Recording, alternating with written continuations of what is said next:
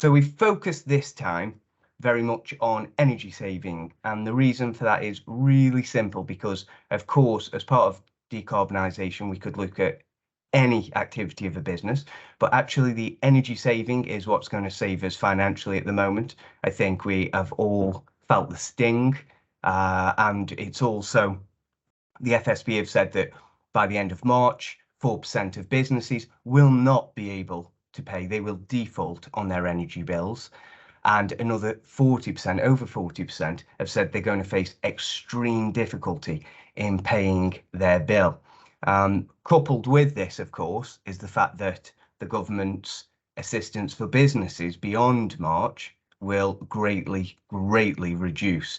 So it will feel again like a cliff edge for those costs. And I think this will really catch a lot of businesses off guard. Analysis as well on this has always erred on the side of caution. So I would say what they're saying now, it's probably going to be worse. So today we can cover some things that hopefully can tackle those energy costs. I'm Daniel Cope, I'm the Climate Change Programme Manager. Superb. So we'll take a look at heating being, of course, the most, I'd say, intensive energy form. It's what we use the majority of our energy on, which won't surprise anyone, certainly in the UK. Electric use, although electric is less than gas, the amount we consume, it of course costs significantly more, so we'll cover that off. The quick wins, which, you know, they're those practical steps we can take. Signing up to NetZero MK, that'll just be a little short window, we'll cover on that. A little investment. Low carbon workspaces, that's just another fund that you could access for your business. And finally, of course, the thing you're all here for, that Q&A session. So heating, this was me and Mike yesterday, we took this photo. So heating accounts for 40% of business energy use, so really considerable. And actually 78% of household energy consumed is through heating space and water, not weight. The reason I've included households, of course, is because now we've got so many businesses who have either a hybrid approach, they're fully remote, you know, or they just perhaps go above and beyond in understanding what their employees may be going through, because of course these energy costs don't just hit us at business, they also hit us at home as well. So that's kind of a theme of today, is considering both sides of this. It's usually provided through natural gas, but also through electric and other fuel sources, as you'll all know. It can be provided zero carbon.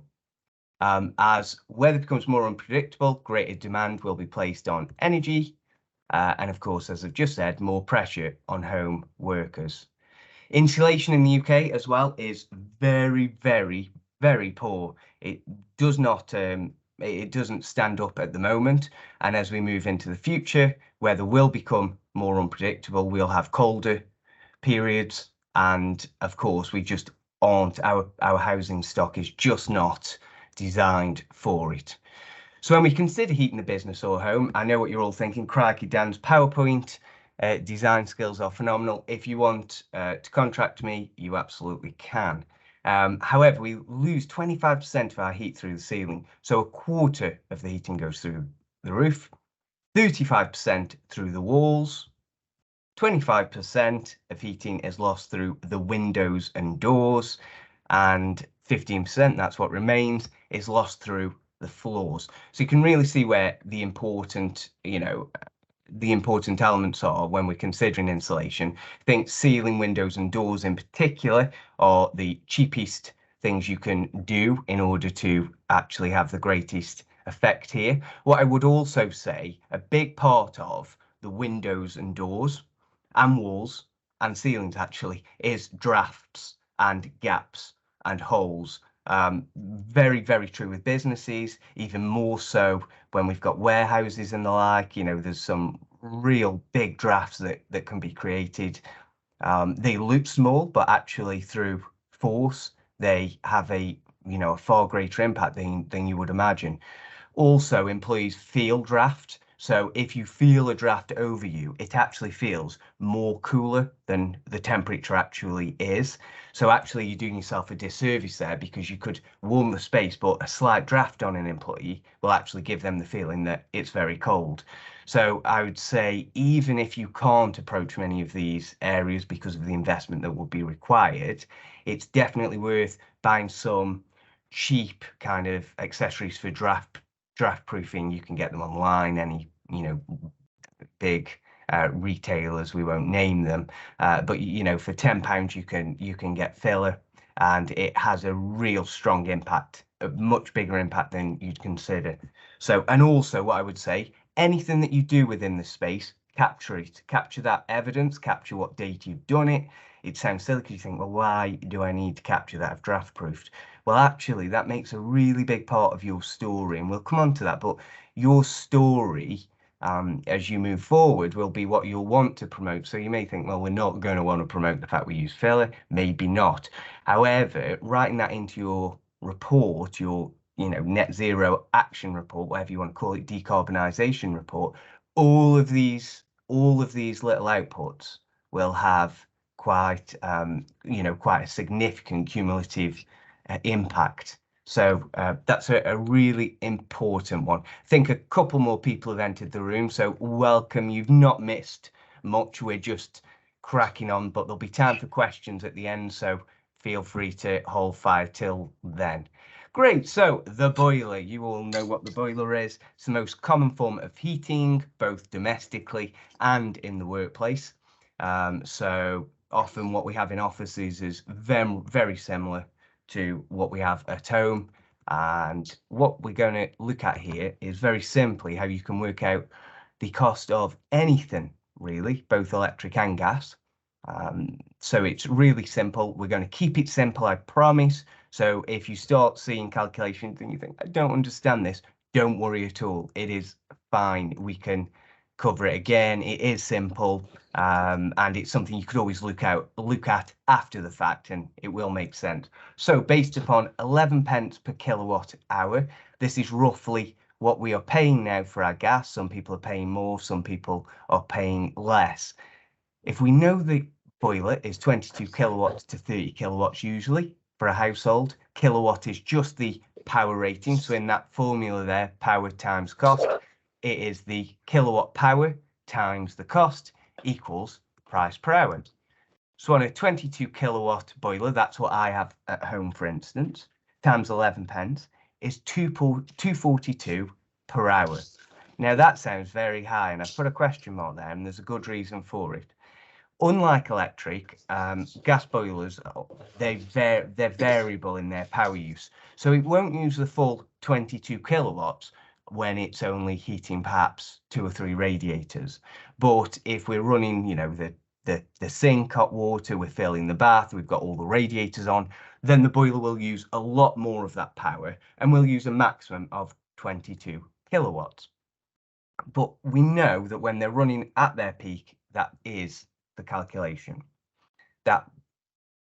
So what I'm going to demonstrate now is what we can do to the household, to the business, for zoning and the impacts that has. So at the moment, we know that to heat all the space, it's £2.42. Well, actually, if we knock off all of the areas we're not in, I know this is real simplistic stuff, and I know many of you know how to turn your radiators off, and many will be doing so, but actually understanding the financial impact of that is quite meaningful. So all I've done here is simply said, for having one radiator on, it's 10 kilowatts. Now that is a massive overestimation. I'm always on the side of being conservative, because I never want to over-egg savings, so that you know what you're getting for your, that value for your effort. However, very confident this will be far less than £1.10 an hour, be far less than 10 kilowatts of power. I'd go as far as to say this would probably be about 20 to 30 pence an hour of gas use if you can turn off the other radiators in the building. Of course, considerations there are, when you do turn them off, the whole space cools down, so your fabric of your building cools. And after a couple of days of that, the space will feel more cold overall. However, if there's only one of you in the office on a given day, or one of you at home, if it's for one of your employees home working, this is really, really effective. People, can have automatic thermostat valves, but they don't have to go that far really. You can just go around and turn the radiators off. If you are home working, I like to think that's instead of the commute. It really would only take 30 seconds, but it will have a massive impact, certainly over the entire winter period. So this is really something to consider. But what options are there going beyond the boiler? Well, we have quite a few actually. Again, a letter missing there, based upon 50% electricity per kilowatt hour. So many of you have storage heaters. These have been really popular. They're also popular in the office. If you look under desks, when we're doing site surveys and business audits, this is a real key thing we look for. Any kind of contraband hidden under the desk, it's usually a radiator. Many people have done this, and the problem with it is, of course, when you have the heating on underneath you, you're really toasty and warm. So then when you walk to the printer, of course, you're going to feel that cold instantly and think, oh, it's too cold in here. Actually, the temperature might not be too bad. So I'd say get them out of the office. However, if you're working alone and you're using this as an alternative, so a substitution for the boiler, actually, it works out, well, in this instance, if you're heating the whole house, it's not as good. These aren't traditionally very the very efficient power to cost. The reason being, of course, electricity is so expensive at the moment. Many of you'll have a little fan heater, again 2 kilowatts. So really simply, it will be 2 times 50 pence to work out what that is an hour. If you look on the back of any appliance, you'll always see, no matter what it is, it will always have a power rating. It'll either be in kilowatts, so it'll be like 1.5, it could be 0.4, or it'll be in watts. But, they're the same thing, 1,000 watts in 1 kilowatt, kilo being 1,000. Infrared panel. So this is actually the back of an infrared panel. It's difficult to show you on a picture what one looks like because it's just a white square. Infrared panels are really good. That's something we've installed at home. We have them in the kitchen and bathroom on the ceiling. They're relatively reasonable. I think the one you see here is £200. It's on a stand, so can move. This provides radiant heat. So it's very different. This is like the sun's rays. So it's different from options 1 and 2 there, hence why the wattage rating is much lower. And as you can see, just 20 pence per hour to run. And this unit would absolutely be adequate for one person, too adequate. In fact, you wouldn't want it, a foot away from you. You'd want to go 2 or 3 feet away. So the good thing with them having a stand, of course, is you can move this with you. Very depressingly, of course, you could use it in the evening and take it with you to the living room when you're watching TV, and in that space you can take it to the bedroom, but of course you can also take it to the study. As I said, it's a depressing thought. I know that's not really how we wish to live. However, the financial savings here are really material. So for our home workers, encouraging them to make these kinds of switches, perhaps supporting them in that we have seen employees where they've not been able to give cost of living rises, they've perhaps been able to support low carbon technology that can help in turn employees reduce their costs. And where that has been used as a method, it's been really effective in the employees feeling appreciated. So that's really, it's one to think about there. It's actually a simple solution to actually provide a lot of support when used right. Of course, you've got to tell them how these are used most effectively, but really worth focusing there on the infrared panels. And last but not least, of course, is the hot water bottle. I'm really keen on hot water bottles just because they are so cheap, very much around, heating the person, not the business or not the home, as you wish to call it. I don't know if anyone remembers, perhaps, I bet it was about a year ago now, one of the energy firms put out quite a misplaced blog over different steps you could undertake to stay warm, and I think one of the options was hug a pet. It didn't land well, and they quickly got it removed and said, you know, he was tone deaf, we apologise. And the sad thing was, it was a little tone deaf, but what was interesting was actually some of the things on there did have material value to do them, and the hot water bottle is one that I really do push as a means just to stay warm, because it is the cheapest thing you can do. Again, I know it's a depressing thought, but it is a way to get through these really cold days that we've been experiencing. You know, and when we assign a cost to it, I'm sure you look around the slide there, if you think of all your employees and you think of all of the hours in a day, that cumulatively is a massive, massive amount of electricity. What's more, of course, the cheaper it is, the less power you're using, and the less power you're using, well, the less carbon footprint you will have as an individual, as a business. So, of course, it will also tick that box as well. Smart thermostats are really good. So I have a Nest, which looks like I'm promoting, I guess, again, a van, but there's plenty of other smart thermostats available. You can get Hive is a good one. There are many options, though. Again, you can do a little research. They're like £150, very easy to install, I think. It just takes an hour or two. They can incorporate weather data, so you can start to put a smarter plan, smarter approach to how you use your heating. There's energy saving programs built in. It will learn your behaviors. It allows for localized heating, so you can use heating in individual rooms if you've got automatic thermostatic valves. So that's what you see there with the 21 on the radiator. Effectively, it turns itself on and off dependent on the temperature of a given room. So this is another way you could measure, you know, or put more focus on areas that have a lot of footfall. Complete control, so whether you're in the office or away from the office, that's really a powerful one, I think. It also means you can get a space nice before someone's in it, you know, by putting it on 20 minutes before. Not expensive to install, as I said. Superb. So we can move on to electric now. Currently at record highs, can be provided with zero carbon emissions through renewables. Renewables, accounted for 43% of electricity used last year. The National Grid are currently paying for energy users not to use energy. So you will have seen this yesterday. It's happening again today. It would be great to hear in the Q&A if anyone was able to sign up for the flexible demand scheme. It'd be really interesting. So let us know if you've made £3 yesterday evening. We can all be jealous of you.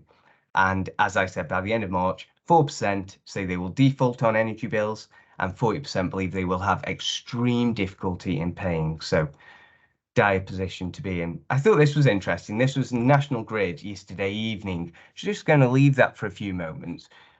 We hear about, oh, well, you know, why are we being paid by the National Grid, or why are some businesses being paid by the National Grid to switch off? Well, this very much shows us what was going on yesterday at 4:30 p.m. So just before, you know, that action was taken to pay for people to switch off. You can see 11% of our imports there are from external, you know, external sources. So that was imported into the country. And an important one for me is coal use at 2% and gas at 54%. So this is basically how the electric was made up. So of that electric that we were provided, 2% was created through the burning of coal. That's actually quite high. So we can see periods of 2 months where we don't use any coal, electric provided through coal burning. But of course, demand being what it was yesterday, so high, it means the coal plants have to be on. And as a result, of course, it means that when you have the electric on yesterday, you're actually using more carbon.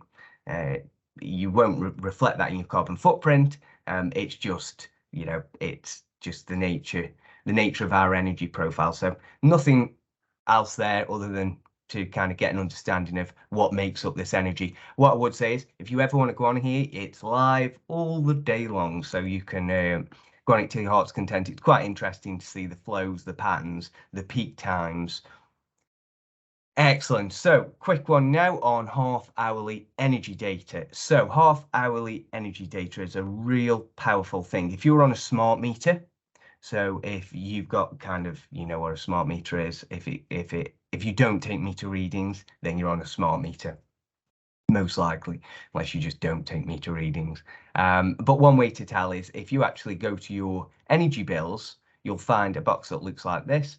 And if we've got a 00 there, it means you've got a smart meter. So every utility bill will have this on, so every gas and electric bill, so just look out for it. Little quirk here as well. In there, you might see 00, which means half hourly, but you might see 01 or 02, which is domestic. So that means you're on a domestic rate. Some businesses are on domestic rates, meaning you're protected by the price cap. Lucky you.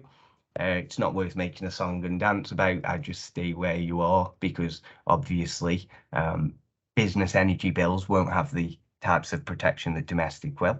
So I'll say no more there. And of course, 03 and 04 are the non-domestic. So most of the businesses will be on that. Of course, no domestic dwellings will be on either of them. That's just interesting to know if you want to see if you've got half-hourly data. So what can we do with this? Well, if you request the half-hourly data from your electric provider, they will provide it in an Excel document. They'll send you a CVS file. It will be very big half-hourly data, and it will look like this. It'll look really complicated, but it really is not. It's simply telling us within each half an hour how many kilowatt hours were used. So it's quite a big business. One business that we've worked with in the past, but of course, completely anonymized. If you click and highlight all the kilowatt hours, we'll share these slides as well, and apply conditional formatting. Really simple this is. You just click and highlight all the data, go conditional formatting, and go color scales, and that's it. That's all you have to do with this data. And when you do that, well, we'll get something that looks like this. It will apply color to it so you can see where most of the demand is. You can do this for a business. This was a big manufacturer, but you can do it for an office space, any type of business. You can do it in the home. Again, it's novel because it's really showing patterns, and patterns are often where we're using the majority of this energy. And whilst we always take steps to reduce energy, we may not be aware of some things. We might be naive or ignorant as to what's consuming energy throughout the day. Again, certainly with a bigger business, it would be a lot easier for a kind of a rogue appliance or piece of machinery to be working away. So green means low, red means high energy use. Take note of anything strange. Well, I don't know about you lot, but obviously we can see that something happened here where energy was being used throughout the day. Then all of a sudden it wasn't, apart from, well, four columns there in like red going down. Well, that's 2 hours. So 2 hours every day at the exact same time. Compare non-business hours. So our items running throughout the night. I mean, that would be a tell, wouldn't it? We don't usually expect, unless we operate, on shifts, that would be the case. So I'm really zoning in here, and we can see May 2020 is when this first began, where we saw a lot of green, a lot of energy dropped. You can see the greens, the 9, the 10s. Then you can see where energy kicks back up again, really high. If any of you can remember back to May 2020, this was actually during the pandemic, and this was lockdown.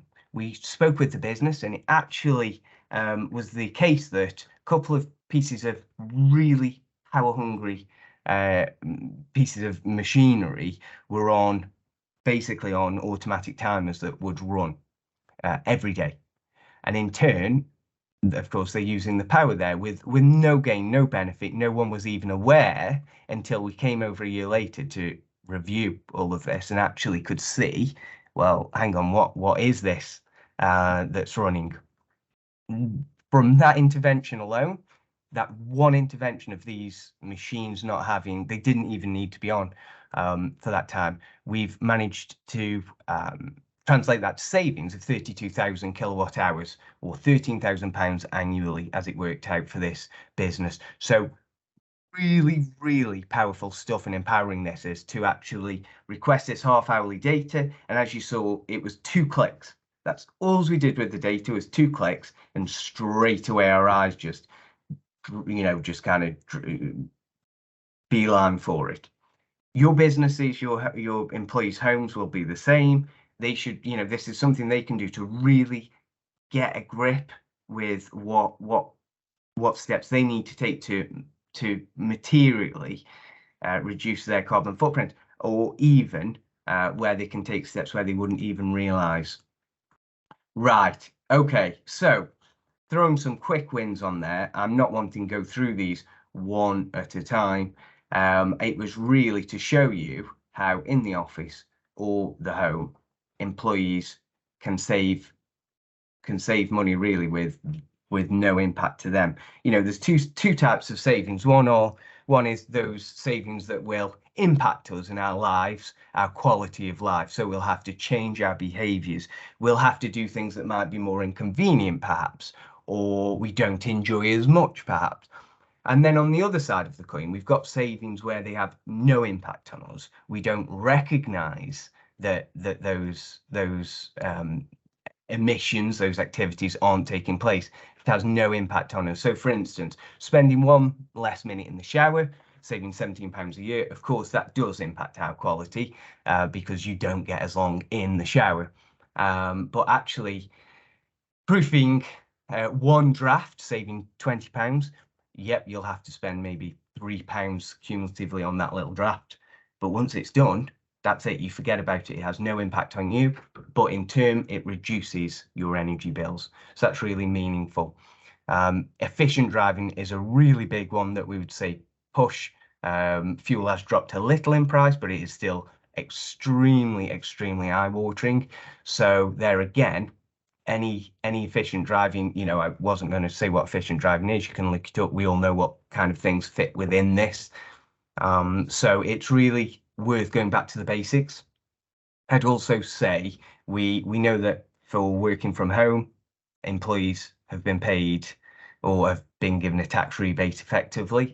Even if you worked 1 day from home between 2020, 2021 and 2021 to 2022, you can claim back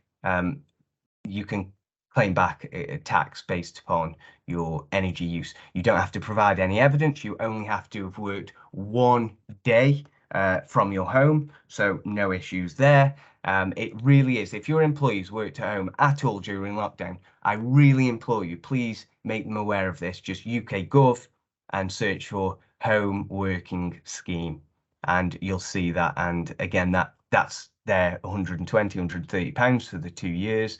It's just another little bump, another way we can, hopefully get through the winter. So, quick one, I'm just going to speak of the carbon calculator that we have under NetZero MK. This is for businesses in Milton Keynes, unfortunately, although I'm pleased to say we will be rolling one out soon yet again in Buckinghamshire. So watch this space. If you're one of them, we will be in touch. But in Milton Keynes, we still have 5 slots left. So we've now worked with 45 businesses. We've only got 5 left. And I very much believe that those people are on the call now. We have Mike who will say hello in a second, but basically Mike will sit with you in a virtual one-to-one session. He will help you complete this. So he will do it on his end, but he'll screen share with you so you can see what's going on. This has really taken the stress, the worry out of footprinting, we hope, because you've got an expert there who can work with you. In turn, you'll have 12 months access to this platform, so you can continue on that journey after the program, and you can, hone in what you're doing, see what the impacts are of different reductions, really meaningful stuff. But it's all laid out, as you can see, in a very practical way. I mean, if you read those questions, even there, you can probably find the answers to most of them. And even if you can't find the answers, Mike has ways that we can perhaps go about it a different way to ascertain what your activity use may have been on a given thing. You can also see on that bottom one there, home working emissions. In this instance, it was BBF employees who just fiddling around. But it accounts for home working as well, which, you know, is important, and many calculators don't actually have this built in yet. But since 2020, it has been a must for businesses. So yeah, as I said, you get 1 year access to that platform. So this is a premium platform that you would normally have to pay for, but it's fully funded by Milton Keynes City Council. So we're really lucky there. What's more, it lets you set targets and reductions. The reductions will be based upon your energy use. So this will give you very real-time reductions. So you can put this in your action plan, your decarbonisation report. You know, it's meaningful data. This is the difference between, you know, those who are ignorant and those who have that little bit. And that's all you need at this moment, is just this little bit of knowledge. And actually, it comes a lot easier then. I can tell you, the companies that have gotten to the other end of this, the feedback has been so positive, but the feedback has very much been about, is that all it was? Is that all we had to do? In terms of, you know, we'd considered this to be such a difficulty, such a task, something we thought we'd have to, you know, get a consultant on a few £1,000s, and we'd have to pay each year, and we wouldn't understand it because it would be above our heads. That's simply not the case. This is very practical stuff. It's down to earth. If you know your business, then you'll fly it. It really will not be an issue if you're working with one of our specialists. In turn, what we want you to do is sign up to the SME climate commitment. People think, oh, I don't want to commit. I can understand that, but what I would say is you will have to make this commitment sooner or later anyway. So wouldn't it be best to make it now when it's voluntary rather than being forced? I know we've got people on the call, businesses who've made this commitment, and I'm sure they would tell you, don't worry about the commitment itself. You can set that line in the future and take those little steps now.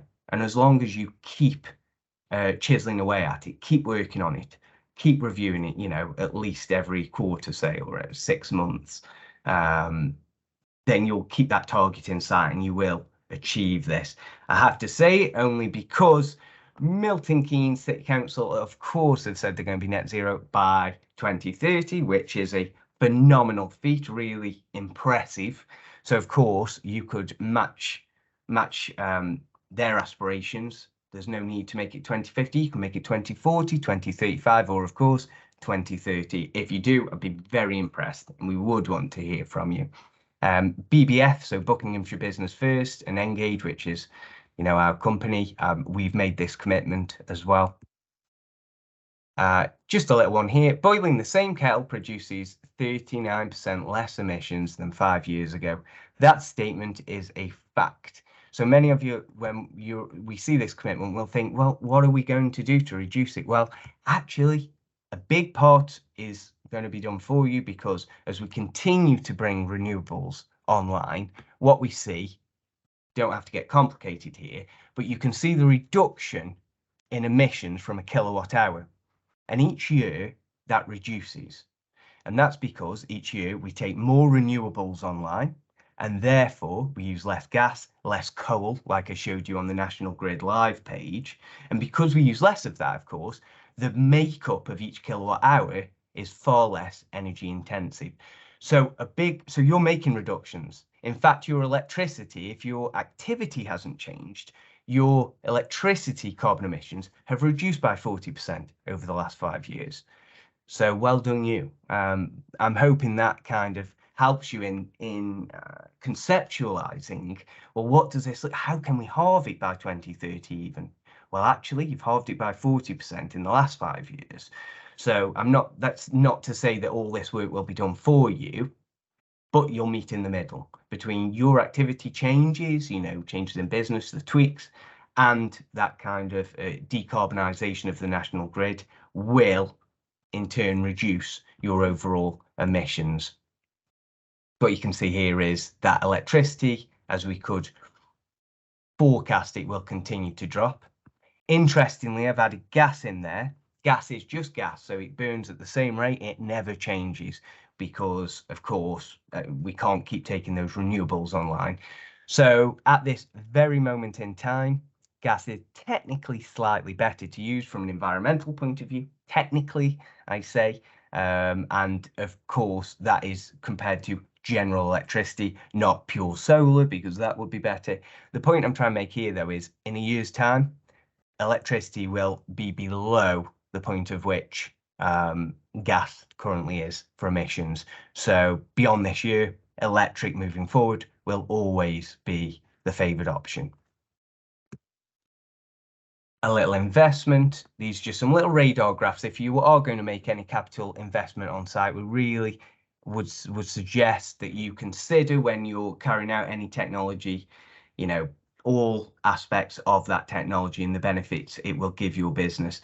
We are really keen under this program, but also at BBF in what we do, that businesses don't feel that they just have to spend investment to actually get to where they need to be. That makes a huge difference, but really think smart here on what your priorities are. And you can do that very much by just analysing for your own business what each technology would do for you. Key things there are staff benefits and the return on investment. I think those two, for me, are really very strong return in investment, like solar has at the moment. Many businesses are considering, you know, how they can finance that, because the return on investment for solar we're seeing is about 5 years. So you could say that's equivalent of an interest rate of 20%. Well, that is a pretty powerful investment. And the good thing with electric is we all know it's going to be expensive for the foreseeable future. And we all know we're going to use it as a business for the foreseeable future. So that's a good place to focus your efforts. We, of course, have the Low Carbon Workspaces programme, which runs not just in Milton Keynes, but in Hertfordshire, Northamptonshire, Bucks, Beds and Berkshire. We've done massive things with this. We provide 45% of the funding now towards any capital intervention. So if you buy solar for 10,000, we give you 4,500 towards it. Funds are running low. We will only have funds probably for the next couple of months, and then they will be gone, and we will not be getting an extension. This is ERDF funding, so it's European Union money, which, as you know, that's going to dry up at some point. Well, the time is now, and once this is gone, it's gone. So I would say, if you are wanting to make investments into your business and you've not yet taken a Low Carbon Workspaces grant, please do. These funds won't exist in the future. I can guarantee you, beyond mid-year, there'll be no support for capital projects, which is really sad, but it is unfortunately what the reality will be. Check us out online. We've got a load of resources you can access. Mike, if you're there, Mike, do you just want to wave and say hello? For those 5 carbon footprints we've got, these are Mike's details. Mike's the chap you will be working with. How's it been going, Mike? Yeah, it's going well. The whole carbon footprinting process is really quite simple, and as Dan showed you, the platform is really user friendly. But the first time I will run through it with you just to show you how the platform works and how easy it is, and that is what you will have access to. It will give you a baseline figure, so you'll know what your emissions are to start, and then you've got your starting point. You've got a target to try and beat going forward. But yeah, if you send me an email or give me a call, I'll arrange an appointment, and it takes about half an hour. And the information you need to get together isn't complicated. You need your energy bills, things like business mileage, and your waste. But even with your waste, all we're looking at really is the size of your bins and how often they're collected. So it is really a quite simple, straightforward process. But yeah, just send me an email, give me a call, and I'll walk you through it. Thank you very much, Mike. I have to say, Mike is very friendly as well, as you can see. We all are at Low Carbon, so you know, you really don't have to fear that you need to go in there with kind of pre-knowledge. It doesn't matter. If you can get along to that point with Mike, take the couple of things he'll ask you for by email, he will get you through it. You really don't have to feel you'll be in over your head at all. In fact, we find that those who often feel that way, when they actually get down to it, know their business a lot better, because it's very much about the activity, what's going on, you know, day to day, and how the business runs. Well, you're going to know that stuff. Mike, thank you very much. So thank you very much, everyone. That's kind of the delivery of the, you know, the slides at this point. I'll just drop them up there. I've gone QR crazy, everyone can know. So QR codes galore. So you can have me on LinkedIn. We often, you know, I'm always posting stuff in this field. So I always want to promote stuff that's practical and saving on costs. We've got the NetZero MK. It's another route to Mike, that is basically. But Mike's details were there previously. Thank you very much for listening, everyone. No one interrupted, and I'm thinking you are all still there. So really happy now if there's questions for you to fire them at me. I'll stop screen sharing. Brilliant. So, oh, we didn't lose anyone. Great. I think we actually gained a couple. Excellent. So, Helen, first of all, you can go for it. It'd be nice as well, Helen, if you just tell us a little bit about yourself, your journey in particular. I'm enthusiastic for, so feel free to tell everyone. Thank you, Dan. And thank you. That was really helpful presentation as well, and the little snippet from Mike. My name's Helen Barrett. I'm head of marketing and sustainability for a business called Ngage Limited, and we run a number of very traditional village located pubs in and around the Aylesbury area. And our journey regarding sustainability started during lockdown, where we were given an opportunity to step back a bit from the business being closed and really think about what we wanted to do differently. When we reopened in May 21 then, and ever since, we have it incredibly high on our focused agenda, looking at everything from recycling through to how we treat our workforce and what we do with the local community. And I've met Dan a few times now, and he's familiar with what we've been doing. Energy is kind of, I think in the past we'd always say, if we were talking about the reasons for doing this, other than this groundswell of it becoming more important in the general public, it was that we anticipated legislation coming down the line that would need us to do this. And I think the whole cost of energy has changed that completely. And now most businesses are looking at reducing their energy primarily because of cost, which I think is by default a good thing in a way. We are starting to really get into the detail of our energy. We've just invested in some smart plugs to try and identify what specific 3-pin plug driven appliances are eating the most of our energy. And I'd really appreciate any kind of guidance on tracking and monitoring and how to get the staff engaged with it, or if there's anybody that's already done anything to try and make changes like that within the business.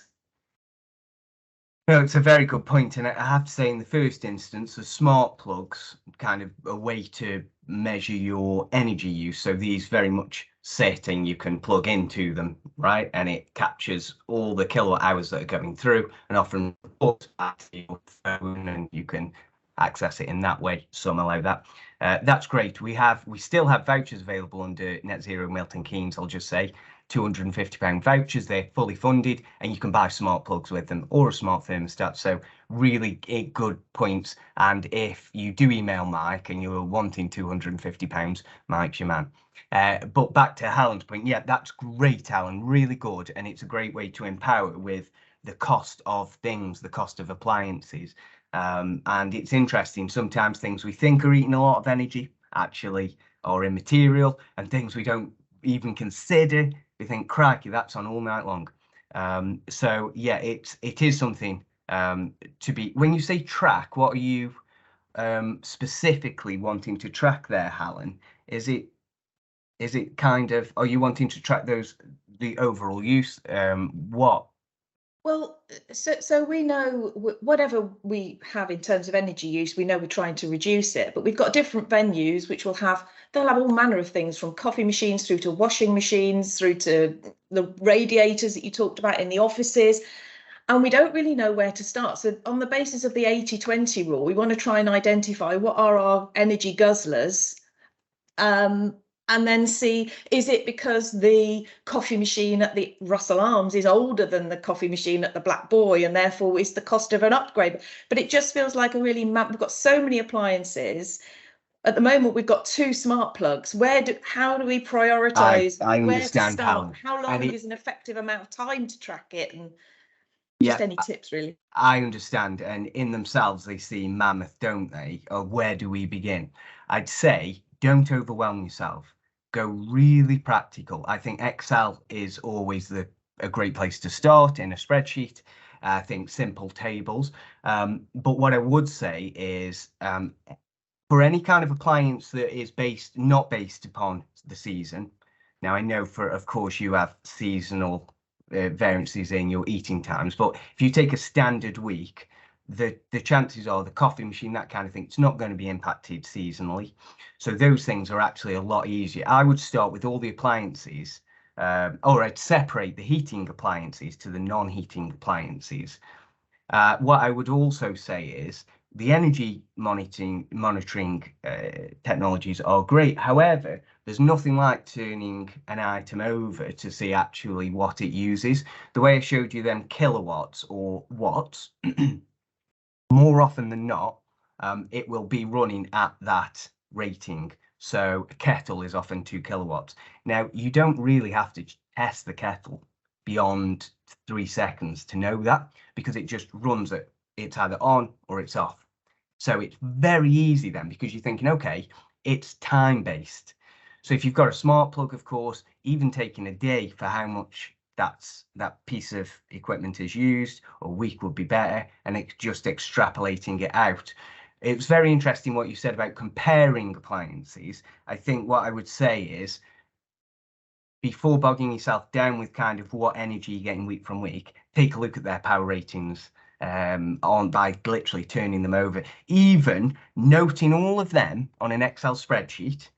If you could know every item and kind of itemize it with that power rating, then have the staff who are best placed to judge how much it's used, you could actually probably get to your answers far quicker with far less work, and it's going to be pretty accurate.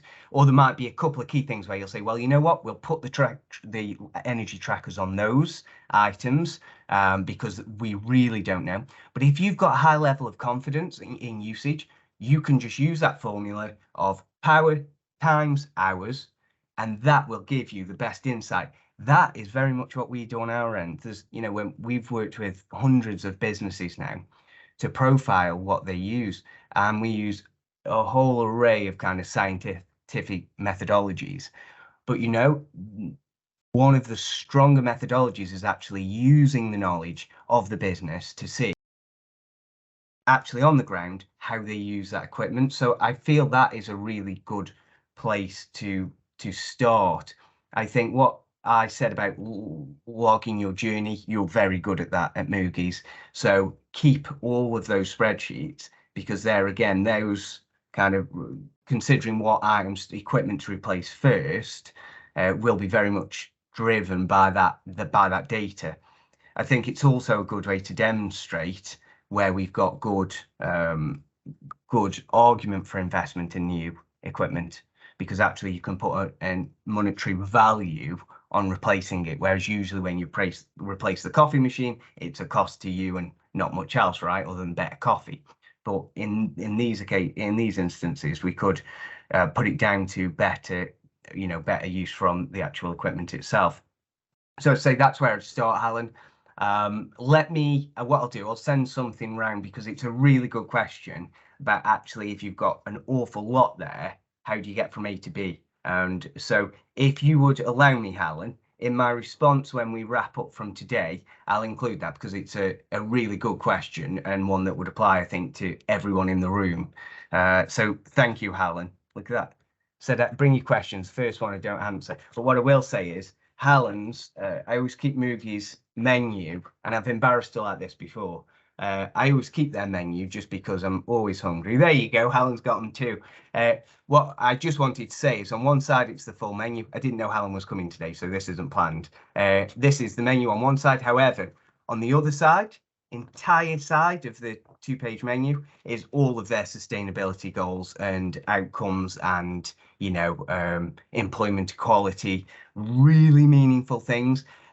If you've not been to a Moogie's pub, go to one, steal the menu and steal the idea. It's a really, really good way to communicate with the business, with your customer base. So just wanted to share that if no one minded.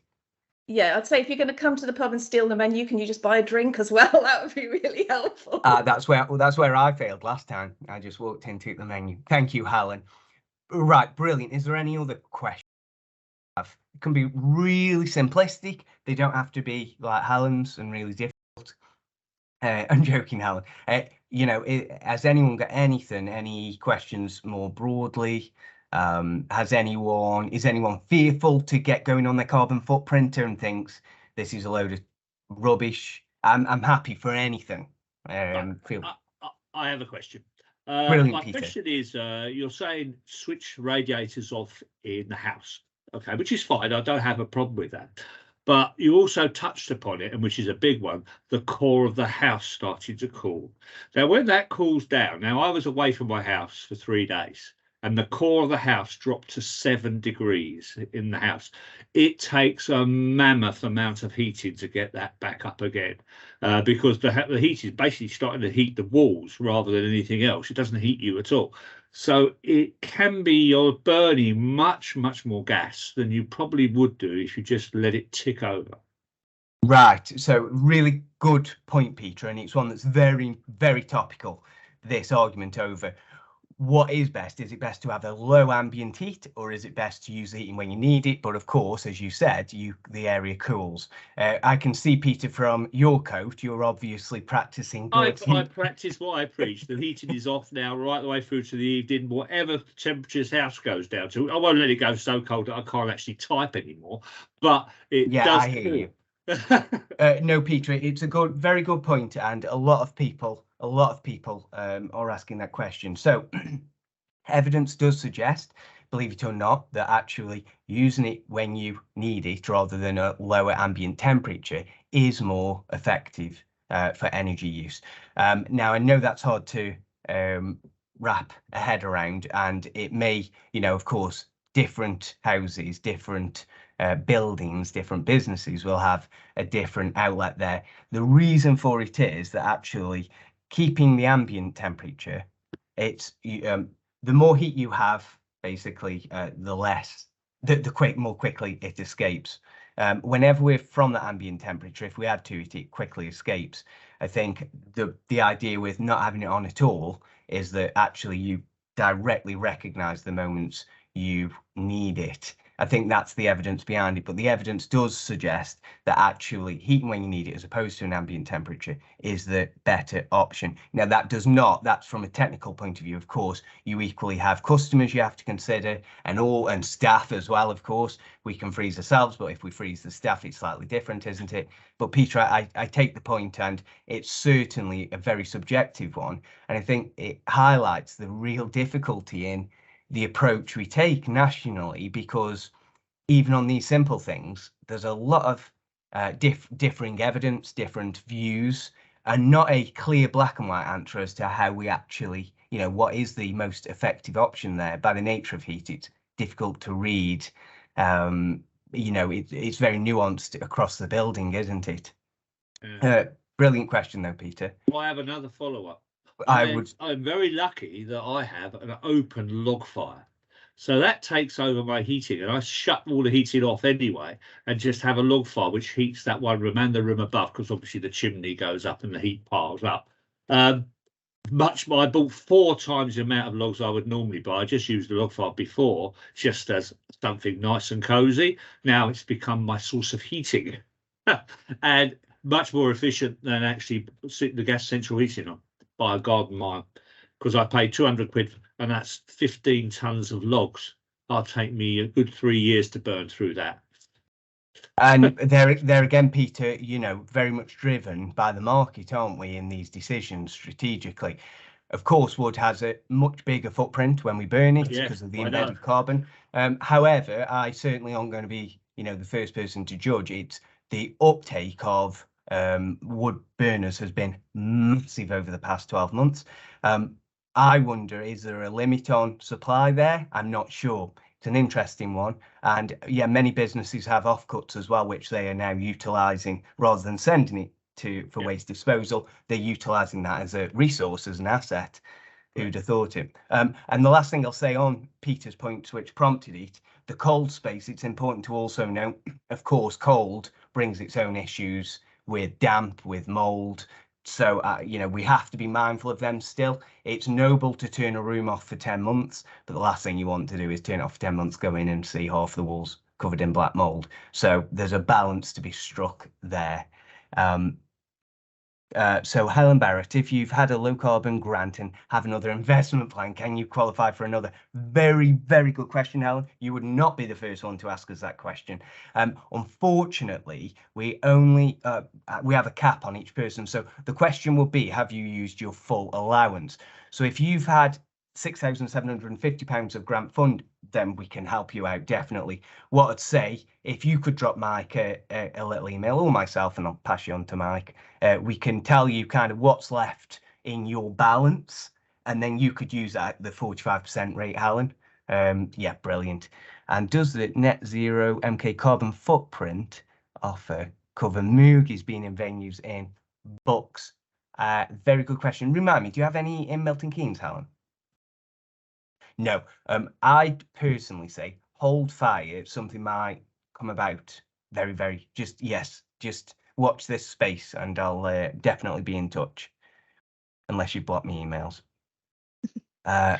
Any other questions? Helen had another question. Do energy providers with the highest renewable electricity tend to have higher tariffs? Unless you've answered that one. No, I haven't, Megan. Yeah, it's a really good question, and no. The question basically, am I right? The higher the tariff, is it more? Is it lower carbon effectively? Is that how? No, we're in a position where we're on a fixed tariff, I think, until maybe October this year, which is a bit of a benefit at least. But then we'll be looking to where we go. So I hear what you're saying about the proportion of the electricity that's provided through renewables. And if we were looking at a new supplier, we wanted to favour that, would we then find out? But it's cost prohibitive. Yes, prohibitive. I think would be the decision for you as to the strategic benefits of you being able to say we are 100% renewable. It would cost more. It certainly would cost more. However, they do exist, absolutely, and they are still about. They've been given a lot less focus because a lot of focus, of course, has been on how can we get it the cheapest possible. But no, it's not a given that based upon that variable rate that, oh, if it is more, it must be more renewables. No. It's very much based upon each contract. You've also asked there, can you restate how you get the half-hourly data from supplier? Thank you, Helen. Yes, I absolutely can. Really simply, just give them a call, give your energy provider a call and say, we just want the smart data you've got from the beginning you can ask for in an Excel spreadsheet. Some providers allow you to download that online, even just through the click of a button. But it's very much dependent upon your supplier. What I would also say to everyone in the room, if anyone gets that data and then thinks, I don't know what to do anymore with it, I've completely forgotten, please contact Mike, contact me, and we can do it for you or show you how to do it, whatever you want. But we're really happy there. So even if you can just get the data and you want someone to give it an eye over and point out some curiosities with it, we can do that. That's really not a problem. So that was another great one from Helen. Thank you. Has anyone else got any questions there? Anything to share? I'm really grateful you've all come today. Oh, well, another one from Helen. That's what I love. You talk about the need to insulate. What about the increased heat in summers and need to cool properties? Yeah, very good point indeed. I think especially for a restaurant where, you know, you've got heat sources as well, which, you know, impacts customers, doesn't it? It's a very interesting one. We are doing a lot with kind of solar blinds and film on windows to block out solar rays. I think these kinds of technologies will be needed more and more as we go on. I really don't favour air conditioning. I know businesses need it. Of course, to me, that's not an overall solution. Insulation doesn't always work in the traditional way of keeping your property really hot. It can also work in the way of keeping you cool and keeping the heat out. So, you know, that insulation can be seen as a blocker from the outside in or the inside out. So it's important to frame it in that way. So don't worry too much that you're going to insulate to death. Your greatest impact will be in the colder winters that will be coming and what that space is like. Everyone, thank you ever so much. A survey will be sent out, a little one. It really helps me if you can fill that in. Last time we did an event, it was brilliant and everyone seemed enthusiastic, but I think 2 people filled it out, and then my boss thought I was lying when I said everyone enjoyed it. If you can fill it out, even if it's the criticism, it really helps us because we want to know what you want as businesses. It's really important. So we're always open. If you've got any suggestions, oh, we want more focus on this, or support in this area, or we like that you did this, we want more of that, please let us know. No one takes it personally, but it really helps drive where we are going.